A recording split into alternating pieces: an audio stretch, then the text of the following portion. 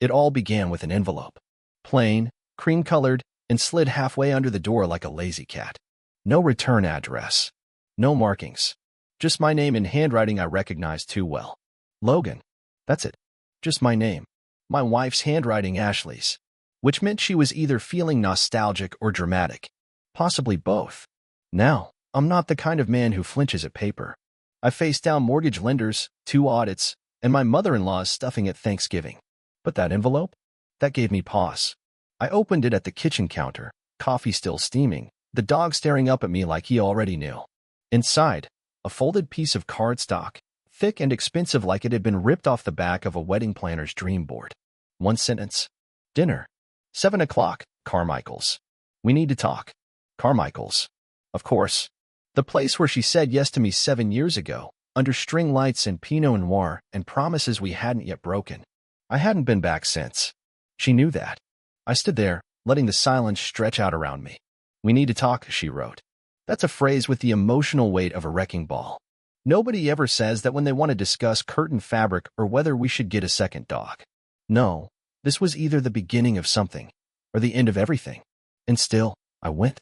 At 6:55 p.m., I was parked outside Carmichael's, staring through the windshield like a man waiting for a verdict. My hands rested on the steering wheel, steady, even though my chest was doing that thing it did before my high school wrestling matches, tight, expectant, a slow building storm. I got out of the car. The restaurant was too nice for bad news. Soft jazz, polished silverware, waiters with smiles so polite they felt like velvet gloves. I told the host I was meeting someone. He nodded and gestured toward the back. And that's when I saw her. Ashley was already seated. Hair perfect. Dress tight. Smile rehearsed. Next to her, a man. Not just any man, Chase Donovan, the guy from her office I'd heard about too many times. My mentor, she'd said once. My work husband, she joked another. That joke wasn't funny anymore.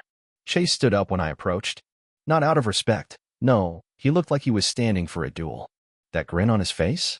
It had too many teeth and not enough soul. Ashley gestured to the seat across from them, like this was all just a normal Tuesday night. This is Chase, she said softly. You've heard me mention him.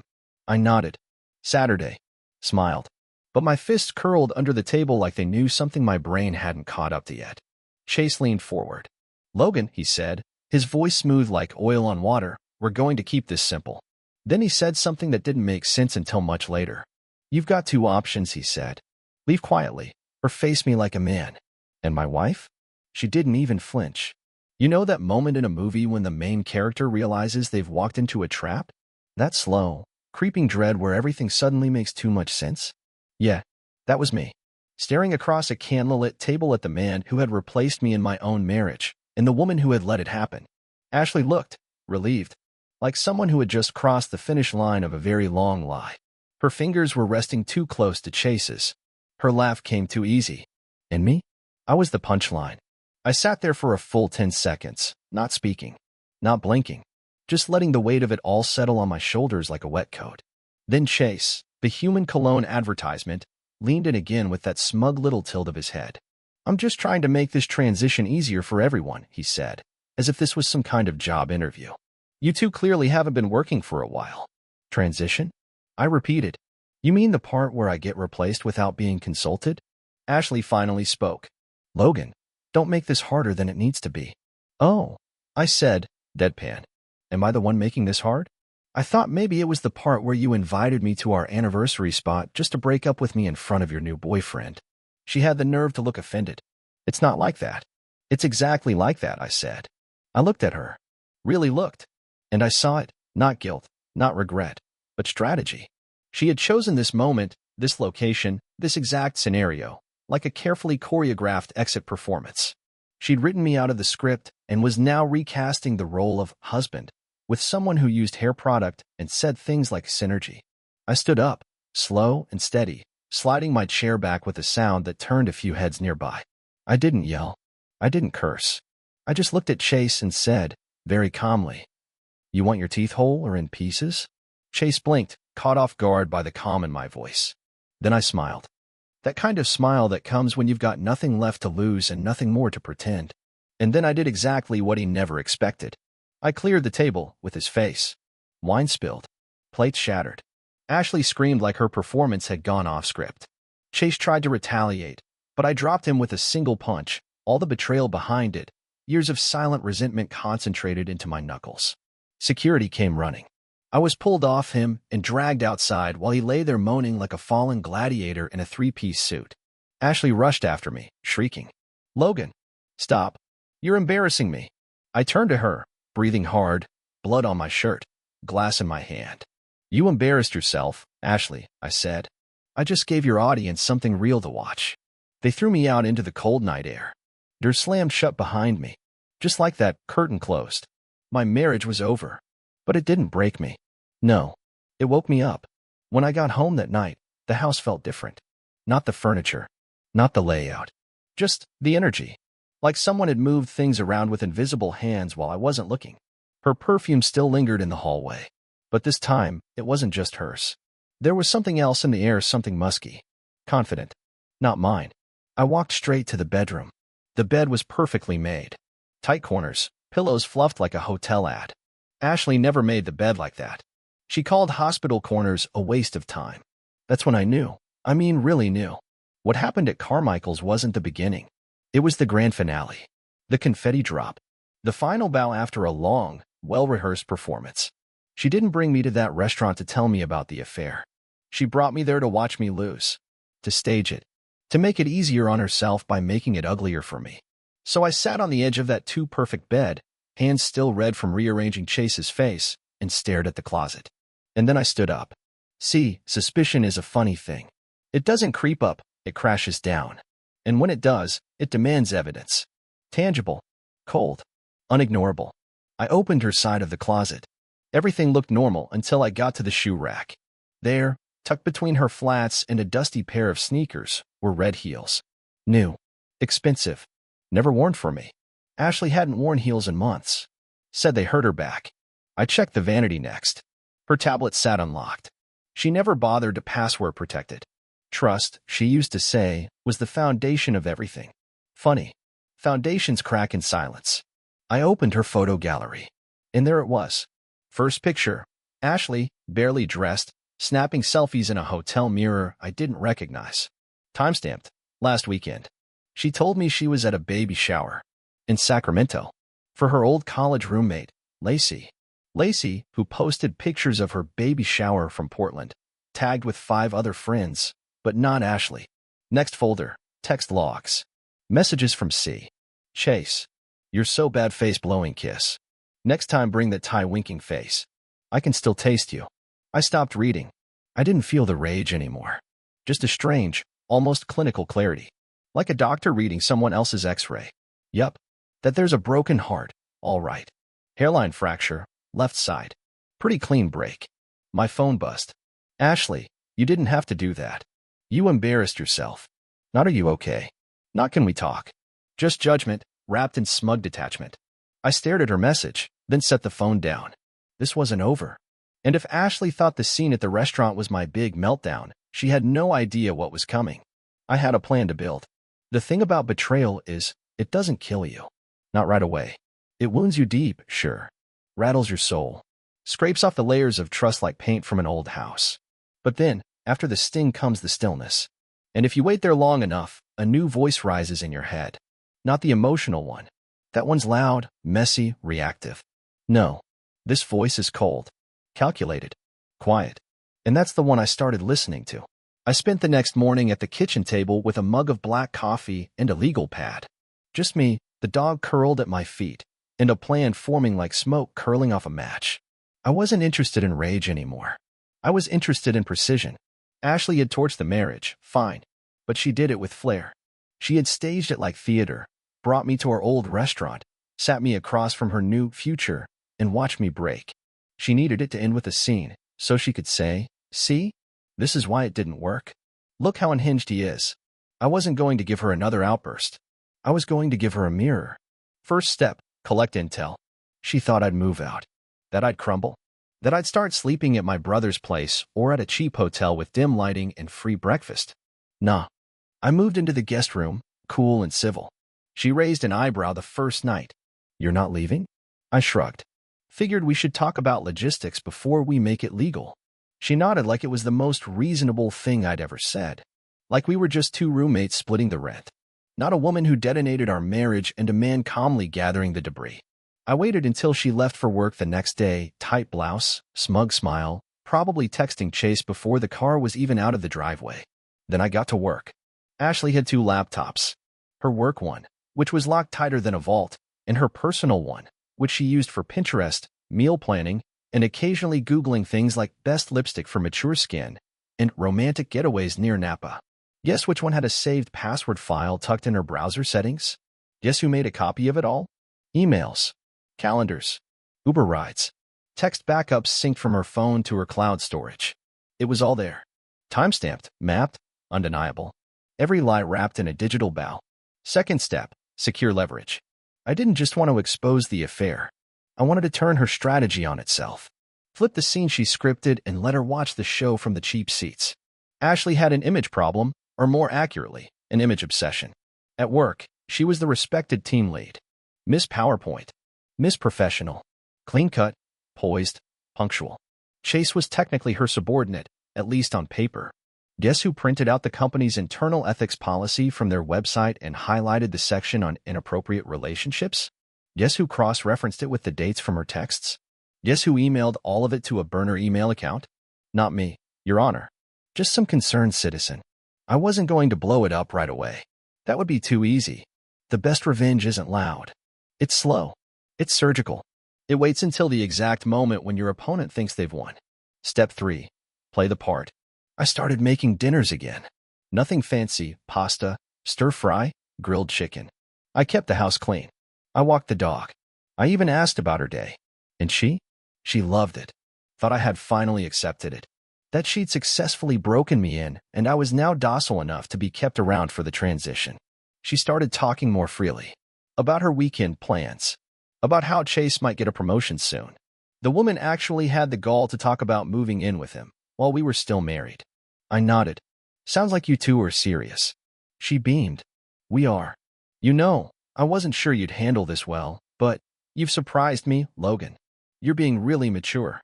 Yeah, mature. Like a wolf in a suit. Fourth step, plant the seed.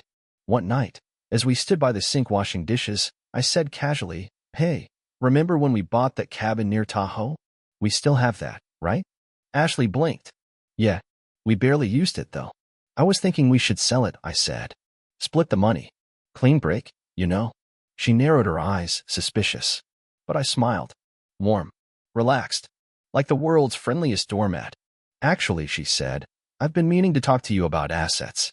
We should probably sort that stuff soon. Agreed, I said, drying my hands. But I had already sorted it.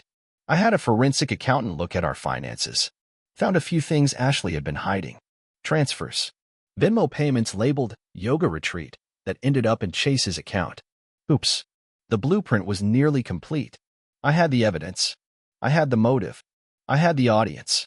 Now all I needed was the perfect time to drop the curtain. So I circled a date on the calendar, our anniversary. The real one. Not the fake one she tried to rewrite at Carmichael's. The day she said yes. The day I'd say goodbye.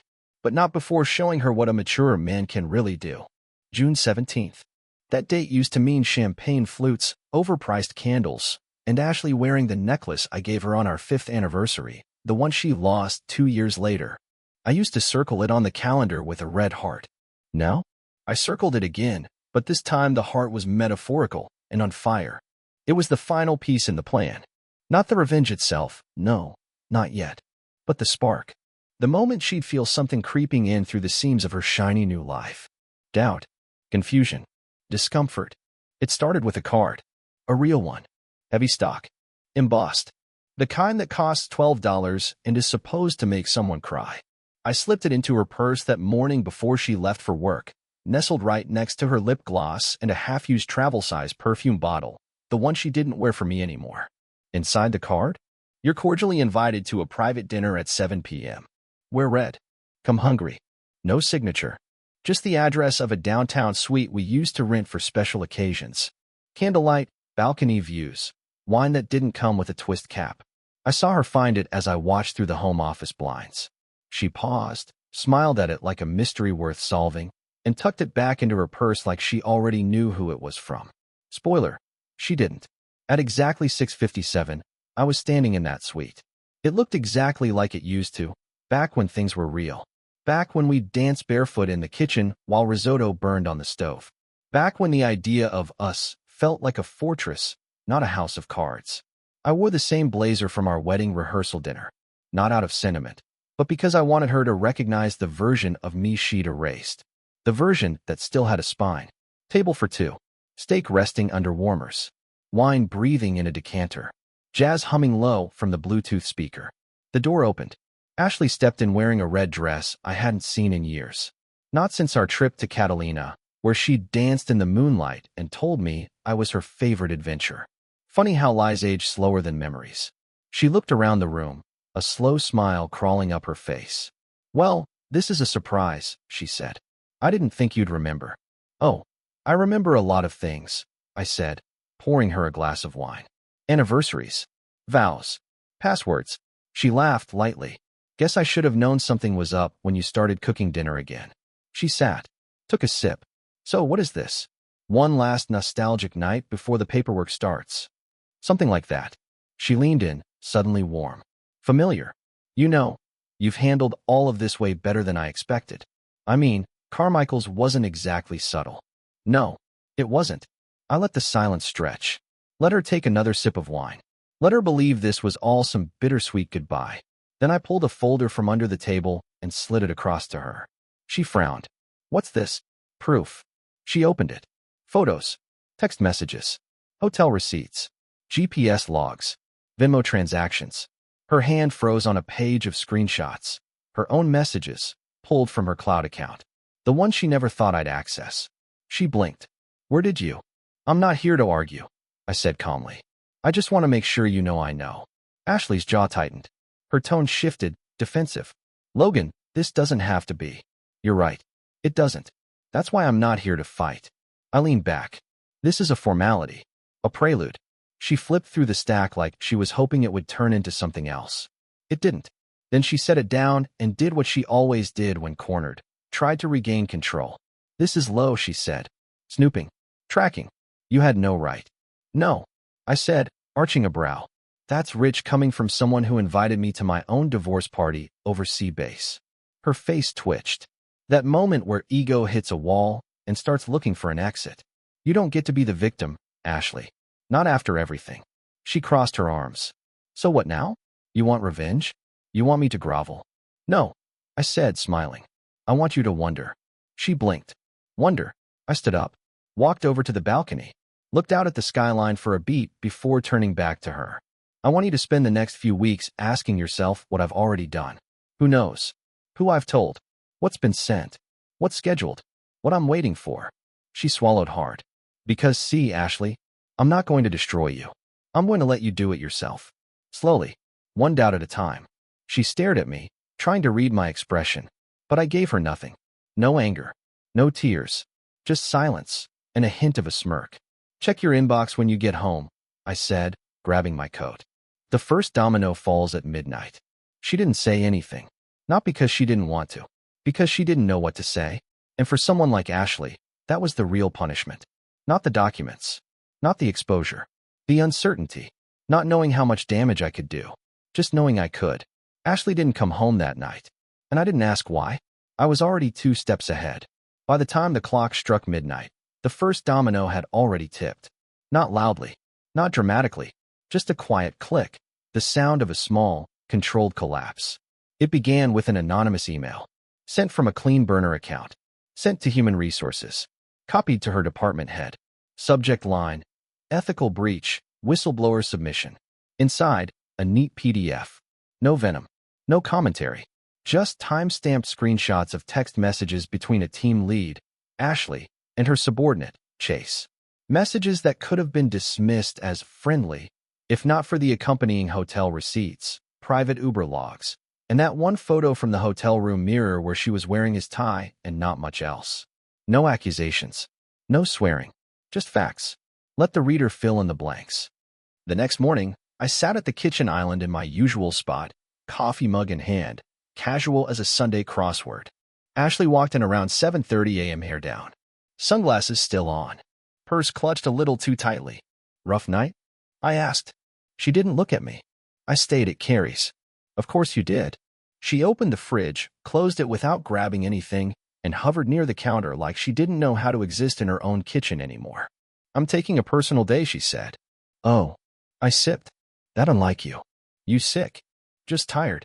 She paused. You ever just need to unplug? I nodded slowly. Sure. Sometimes unplugging is the smartest thing you can do. She flinched barely, but I caught it. The first crack in the porcelain. I slid a granola bar across the counter. You'll want to eat something. Stress burns calories. Ashley didn't respond. Just took the bar, peeled it like it had personally offended her, and disappeared upstairs. I went for a walk. That was the hardest part of this entire plan, staying calm when every part of me wanted to throw a brick through Chase's windshield. But no, that's what they expected. The jilted husband rage spiral. Loud. Predictable. Instead, I walked. And while I walked, Chase got the same email. Sent from a different burner. No subject line. No explanation. Just thought you should be aware of what's circulating. Inside, the same file. With one difference. His emails to Ashley, not just hers to him. One in particular, dated 2 months ago, where he bragged about being untouchable because his uncle was part of the executive board. HR loves that kind of thing. By noon, they were both on leave pending investigation. By 3, the company's Slack was on fire with rumors. By 5, Chase had locked his social media. Ashley didn't have to. Someone else had already posted the screenshots to a neighborhood group under the heading. When the boss takes more than her job seriously. The comments were not kind. That evening, Ashley didn't eat dinner. She sat on the couch like she was trying to memorize its texture. Her phone buzzed endlessly. She ignored it for a while, then finally cracked, opened it, and muttered, "Oh my God," under her breath. I didn't ask. Instead, I reached into the drawer and pulled out another envelope. This one was smaller. Handwritten again. Neat. Personal. I placed it beside her. She looked at me like I'd handed her a live grenade. What's this? Part 2. She opened it slowly. Read silently. I waited. Inside was a printed photo of a familiar cabin in Tahoe, the one we owned together. Below the photo, a typed message. The property has been listed. Asking price, $748,000. Offer received, $752,000 accepted. Buyer requested immediate closing. Proceeds will be split upon finalized divorce paperwork. I've already signed. Her eyes scanned the lines over and over. You sold it? She asked, her voice low. I nodded. We weren't using it. Figured it'd be irresponsible to let it sit there while someone else wanted it more. But it's just stuff, right? I smiled. No need to be sentimental. She stared at me, jaw tight. I was going to suggest we go there this summer, she said quietly. I didn't reply. Because the truth is, she hadn't planned to do anything with me again. But people miss things when they're drowning. Details. History. Consequences. That cabin was where we'd written our vows a second time on our 10-year anniversary. She didn't even realize how much it would sting to lose it until it was already gone. That's the difference between revenge and resolution. Revenge wants them to suffer. Resolution? It just wants them to feel it. That night, I lay in bed and listened to her pacing the hallway. She made a few phone calls. Some angry. Some tearful. One of them to her mother. I only caught one line of it. No, Mom, he hasn't even yelled. He's just winning. I closed my eyes. Victory didn't feel like a parade. It felt like silence. A silence I'd earned. Ashley didn't sleep that night. I know because I heard her door creak open at 2:13 a.m., her feet padding into the kitchen like a thief in her own life. By morning, she looked hollow. Coffee untouched. Eyes swollen. She didn't speak. And for the first time in a long time, she didn't check her phone. I filed for divorce at 9 a.m. Served papers were delivered to her office at noon. I knew she wouldn't be there. She was already on unpaid leave, but I wanted her coworkers to see her name on the envelope. I wanted them to whisper. The message was simple. You wanted attention. You got it. When she got home, she found another envelope on the table. No card. No sentimental send-off. Just a printout of our prenup, signed, dated, airtight. Ashley always said she never needed a man's money. I made sure she wouldn't get a penny more than she was owed. I hope Chase can pay your legal fees, I told her calmly as she scanned the paper, her face pale. That night, I slept like a man who'd just taken a breath after holding it for years. The thing about guys like Chase is they climb fast, and they fall faster. Once HR got hold of that nepotism email, he was suspended. Officially, pending review. Unofficially, the board was circling like sharks. A week later, he was let go quietly. No send-off party. No final speech. Just a cardboard box and a security escort through the lobby. Turns out, when your career is built on charm and secrecy, a few screenshots are all it takes to knock the whole tower over. But I wasn't done with him. See, Ashley wasn't Chase's first office affair, just his most visible one. So I forwarded a copy of my file to a former intern he'd ghosted 2 years ago.